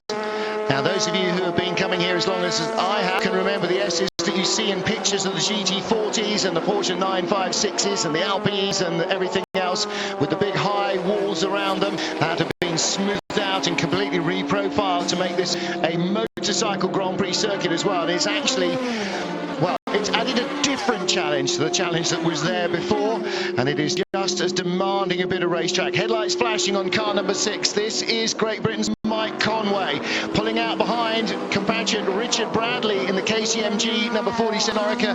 That's the car that won the race in LMP2 last year. Currently lies in 5th place in the class, and pit stop for Mikhail Alishin, the red, white and blue SMP Racing BR01, which has been right at the tail of the field since the start of the race. Yeah, it's the second stop for that car during this race. And Mike Conway there really is charging along, isn't it? Interesting to me that Romain Dumas in the, well, the sole remaining, Romain Dumas in the second of the pushers is not in the same sort of pace as the other guys there, falling back in the 5th position. Great view there of what 1,000 horsepower in a Porsche prototype does compared to 600 horsepower in an Aston Martin GT car. And these prototypes use the hybrid power off the slow corners. Down here at Mulsanne corner will be another example. Harvesting. Hit the throttle, whoosh, 1,000 horsepower, fires you like an aircraft after an aircraft carrier deck out of the corner. And still the Porsche can't escape the Audi, and the Audi can't get any closer to the Porsche. They are so tightly matched. Yeah, and we saw Loïc Duval using that 1,000 or so horsepower to quite scary effect as they came out of the second chicane there on the Mulsanne straight. He got balked by the GT Aston Martin in front of him, not wanting to lose any time. He committed all 4 tyres around the outside beyond the white line that limits the edge of the circuit, and that is it's quite rough over there. There's some loose stones. It's totally drivable, but you do increase the risk of getting punctures. So if we were in any doubt whatsoever, which of course we haven't, these guys are leaving nothing on the table. This is flat out at the front of field. It is 24 hours of non-stop qualifying laps. They are driving these cars within not even an ounce of their lives, with no margin for error whatsoever. Now that is the sort of critical area on this track. The Porsche curves more than any other, where that could easily cost you a full second that might take you an entire stint to make back up, just catching one car in the wrong place. Now we're hearing it's a turbocharger change on the number 7 Audi. Of course, it's a diesel engine in the Audis, petrol engine in their Porsche and Toyota rivals, all turbocharged, all using various different energy recovery units, and then converting all of that recovered energy into electricity to drive motors at the front and the rear. So all cars go into quattro mode or 4-wheel drive as they're fired off corner to handle all that horsepower. Loïc especially in the rain. Duval taking a chunk out of Brendan Hartley's Porsche cushion as they came in front of a commentary booth on the brakes into the very tight left-right final chicane. But Brendan getting the jump out of the corner. It seems that the Porsche has a bit more punch on the way out of the slow corners than the Audi, but the Audi has the ability into them to brake just a little later. Mike Conway from 3.1 seconds behind on the last lap down to 2.2 on this lap. There he is. That's your 1, that's your 2, that is your 3. That's your top 3 within sight of each other. And Conway, at these speeds, is starting to pick up an aerodynamic tow from those two cars within maybe within a lap, maybe within a second of them, and the speed on the straight on the way down to Indianapolis, he will be starting to be hooved along by the cars in front, and his pace will continue to increase. And that gap has come down from 9.7 seconds to about 6.5 to 5.7 to 2.2 last time around. Mike Conway is coming in that car number 6. Yeah, Britain Mike Conway by far and away my star of the race so far. There's an inevitability, isn't there, from what we've seen already about him catching that leading pair and hopefully sliding through and pulling away. It's what he did earlier in the race in mixed conditions. Now we're in the dry. I thought that the Toyota might be dropped a little by the leading duo, but far from it. Conway is reeling them in. Okay, here's the way it works. Last lap round, leader Brendan Hartley, 3 minutes 29.7. Second place, Loïc Duval, 3 minutes 29.8. Fourth place, Sebastian Buemi, the second Toyota, 3 minutes 29.6. They're doing the same lap times. Third place, Mike Conway, 3 minutes 26.7. The top 4 cars are all doing the same lap times, except for Conway, who can't help himself but go at least 3 seconds a lap quicker. So it's not the car. Right now, it's the nut loose behind the wheel, who is absolutely tearing into our leaders, Brendan Hartley from New Zealand and France's Loïc Duval. And there is always the question at Le Mans, with such a long lap and so many cars of different categories on it, of who gets the more favourable traffic breaks that dictate whether or not you do a really quick lap time. But we're seeing consistently from Conway that he is that chunk quicker, so it doesn't necessarily mean he or the car are that much quicker than the leading duo. It means that perhaps he's being more aggressive or just more skillful in how he's carving his way through the traffic. The number 7 Audi is back out on pit road. It is not even on page 2 of our timing screen. It has fallen out of the top 50 places. Jeremy needs to click over onto page 3 to see how many laps it is behind. They will go out and they will continue to try and bring the car to the back or to the end of the race. But there's your race leader, Brendan Hartley, held up behind another LMP2 car. And is that going to cost him the lead? Loïc Duval's less than half a second behind him and is now right with him. Another open LMP class, one of 4 LMP2 cars without a roof over it. And that is the Pegasus Racing Machine. They go streaming by him. And Brendan Hartley got through, but Loïc Duval just caught him in the Dunlop curve. And Duval has a big moment getting it stopped into the Dunlop chicane in that number car. And now the gap. Mike Conway was 1.9 behind the leader at the line, and Loïc Duval was 0.69 behind the leader. So Conway, Duval, and well, Brendan Hartley, they were all equidistant, but now the Toyota is closing in. Well, Seema Kupfer is down in the pit lane. Let's try and catch up with Dr. Ulrich and find out exactly what happened to the Audi that is now second to last.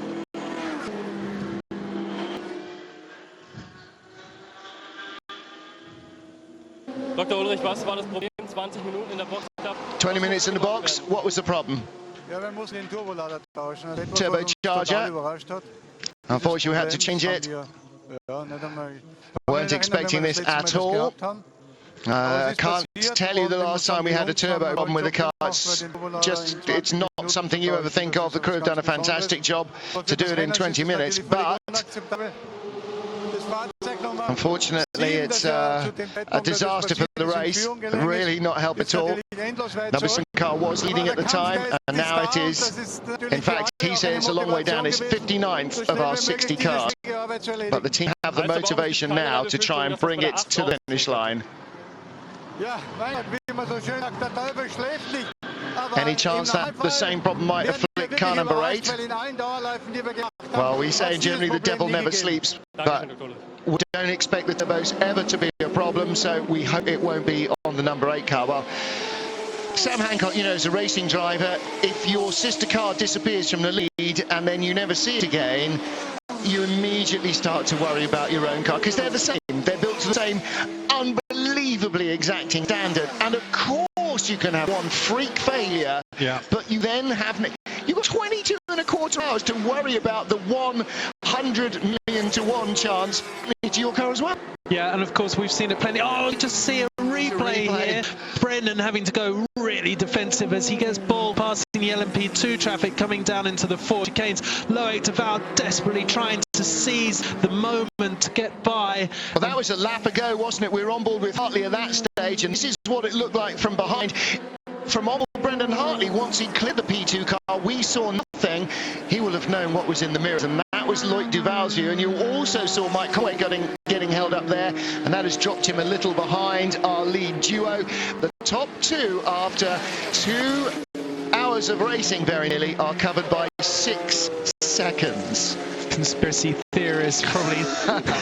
Well, no, it's no conspiracy. The whole idea of all the rules at the ACO is to try and make as level a playing field in each of the classes as you can, and they have balanced different ways of generating carbon fuel energy with different ways of regeneration to try and make sure that everybody has a set maximum. And if you do a great engineering job, you can use all of it, and these are both teams run by great engineers, and so they're all using all of it, and so it shouldn't be a surprise that they are as good as each other and as good as they are.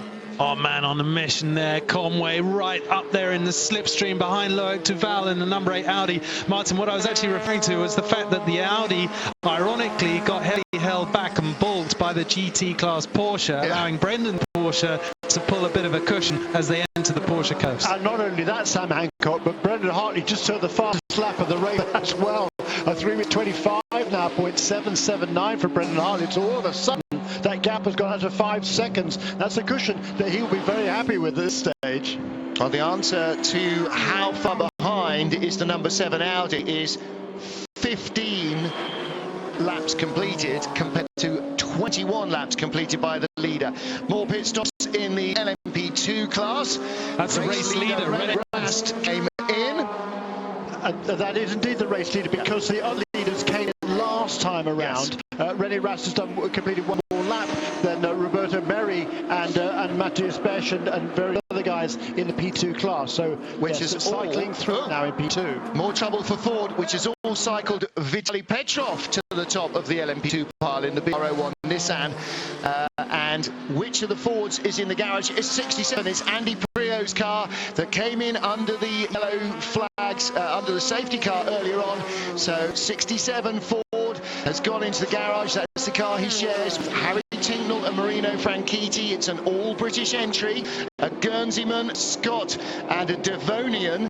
It's not an Englishman amongst them, but nevertheless, that is an all-British entry, and they have had trouble right from the beginning. Conway can't quite get close enough in the braking zone to take a lunge up the inside. If it were a sprint race, a single-seater race, you might consider taking that risk, but with nigh on 22 hours still to go, that's probably a risk too far. Better to hold back, sit in the slipstream, put the pressure on as he's doing now as they're on the flat-out run at 320 kilometers per hour towards Indianapolis, slicing through the forest. There's no chance to get through here, but look out for a position change on the run out of Arnage corner. This tight 90-degree first gear right-hander that's coming up feels a little bit like ice as you hit the brakes there. The downforce just not working at the slow speed, but now he's got a chance heading up into the Porsche curves.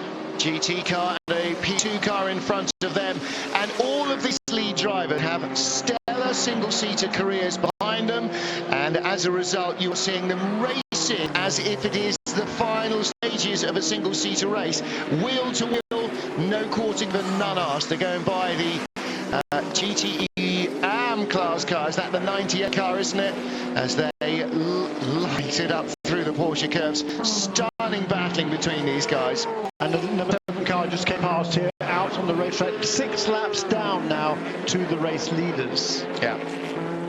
So they have a huge amount of work to do. Even the delayed rebellion and even the Bicolors racing car are in front of that number 7 Audi. It has got pace, but it's not going to win unless something incredibly fortuitous happens to them now and before everybody else. Well, just breaking free, Brendan Hartley the leader, then Loïc Duval is now nearly a second in front of Mike Conway, who again catches traffic, the Dempsey Proton Porsche.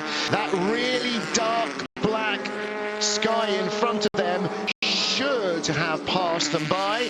The rain has gone, the track is relatively dry, and the pressure rising here at Le Mans.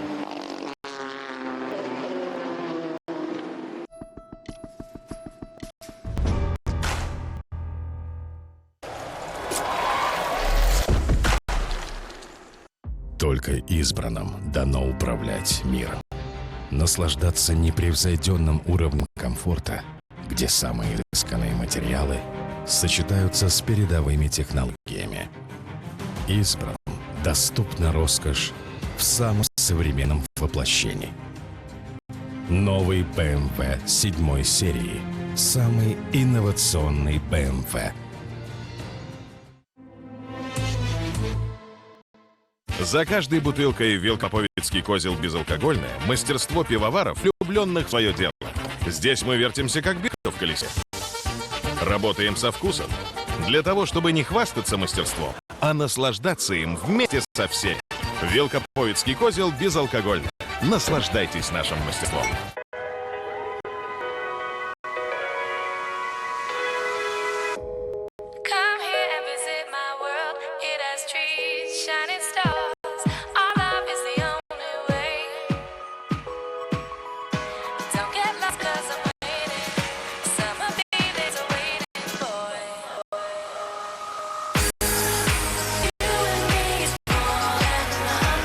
Лето – это момент. Насладись им. Пепси.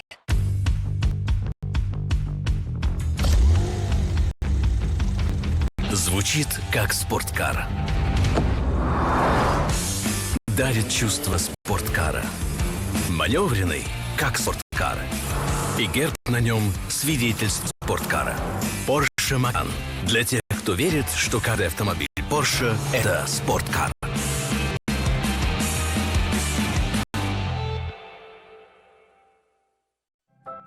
Все, что нужно, чтобы быть готовым к приключениям, которые вам и не снились. Outventure. Приключение начинается.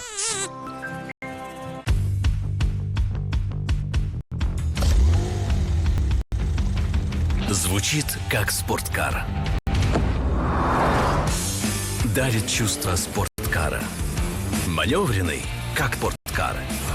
И герб на нем – свидетельство спорткара. Porsche Macan. Для тех, кто верит, что каждый автомобиль Porsche – это спорткар.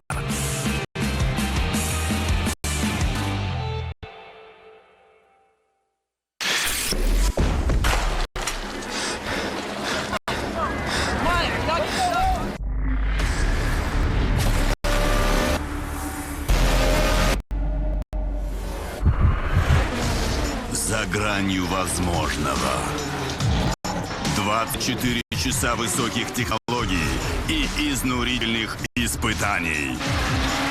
На одной из величайших гонок в мире.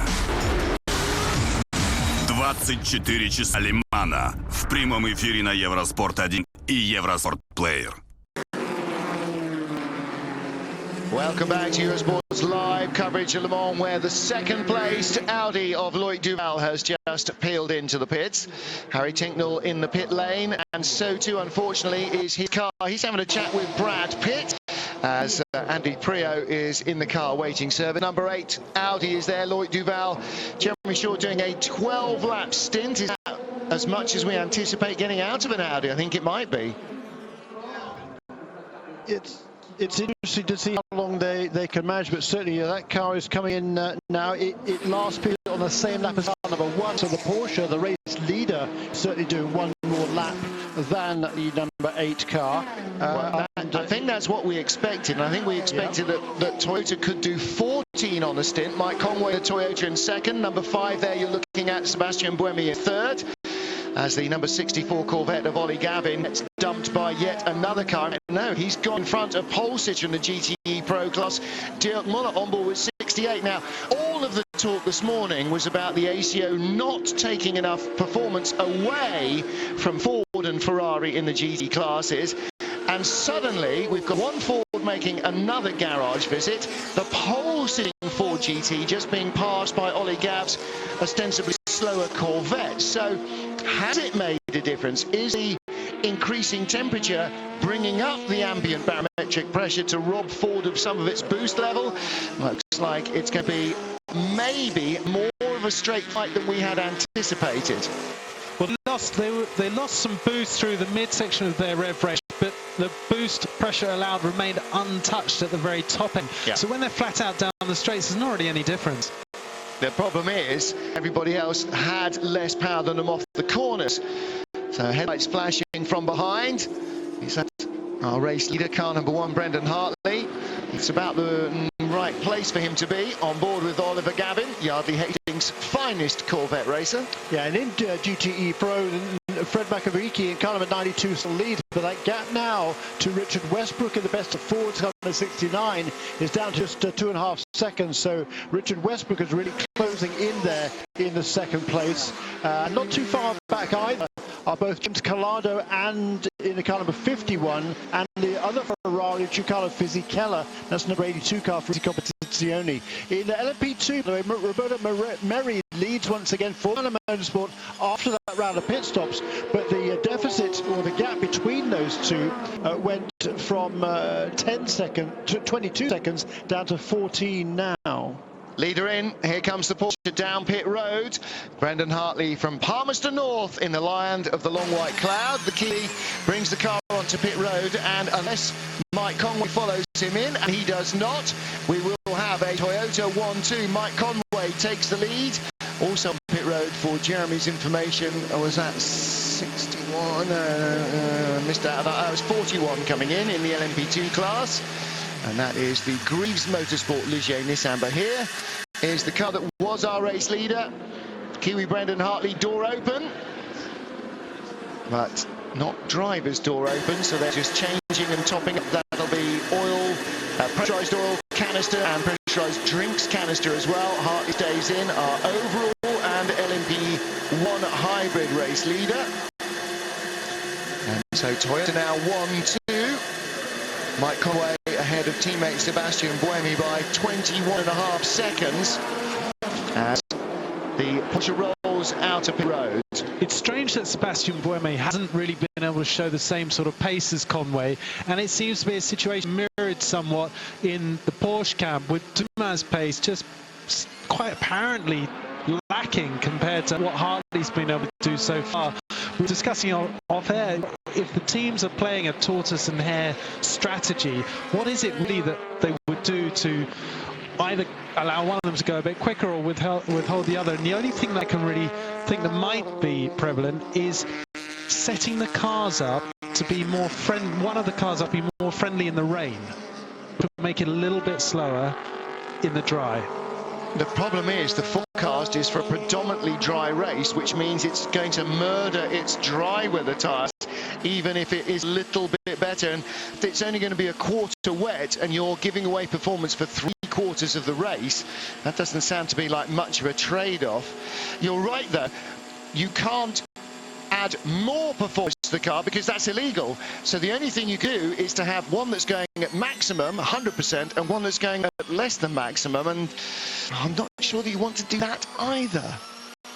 A 67 Ford GT prototype is in the pit lane. Let's get down and talk to its chief engineer and find out what's the story. Yeah, Dave Perisic, you had the problems with the gearbox before. Is it the same problem again? It is the same problem. We thought it was temperature related, so we thought we had it fixed. Apparently it's more than that, so we're going to have to tear the gearbox apart right now and see what we can do. So we're taking the side of it off, we're going to rebuild it, we'll get it back out on the track. So you're getting back out of the track, you want to finish this race no matter what? We are going to finish this race, so it might take us about a half hour, 45 minutes, I don't know yet, but we will be back out there. Thank you very much. Thank you. And in the inset, Richard Westbrook gets in front of Fred Makovici. You also saw the race leader almost falling over the Algarve Pro Racing Ligier Nissan that Chris Hoy is driving. It was Antonio Pizzitola who's driving that on board in the Porsche.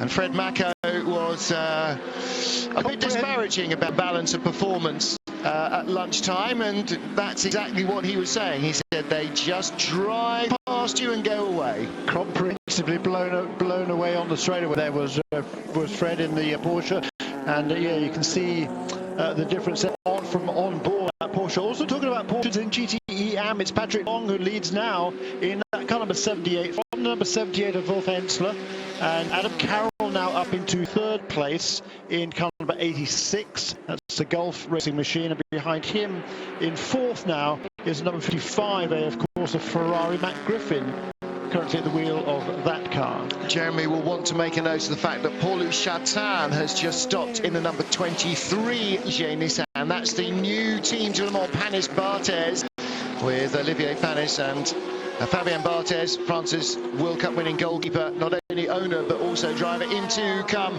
number 40, the Crown Racing Ligier Nissan, not Ligier Chud anymore, and number 2, Romain Dumas in the Porsche from third place, leaving both Toyotas still out, 1-2 on the racetrack, and yet to match their rivals by making a second stop. And the GTE Pro Class leader, Richard Westbrook's Ford GT, coming into the pit lane right in front of our booth, allowing Makovici, who he's just displaced, back into the lead of that class. Yeah, so Fred Mako stays out a lap longer at least, and you know, this is generally the balance in a road car, isn't it? If you've got an Aston Martin V12, it's going to go faster but less far on the same tank as fuel as a 2-litre Ford Focus. So that's the deal here as well. The faster you want to go, the harder you have to force your car through the air, and the more energy you need, and each car is only allowed a certain amount of fuel in the tank, and therefore if you're going quicker you tend to stop more frequently. It is that balance. Now, we've just seen the Ford GT in the pit garage. We just heard from the team there that they had a gearbox problem. Is that, do we think, what Andy Priaulx was referring to under the safety car laps before the race went green, when he said to the guys over the radio, don't panic, nothing to be worried about, but just for your information, there is a slight harshness that I'm hearing and feeling from the rear of the car. Yeah, every time he's pulling the shifter and it's going up a gear, clang, clang. I mean, it's not like that, but it's not exactly the way it should be.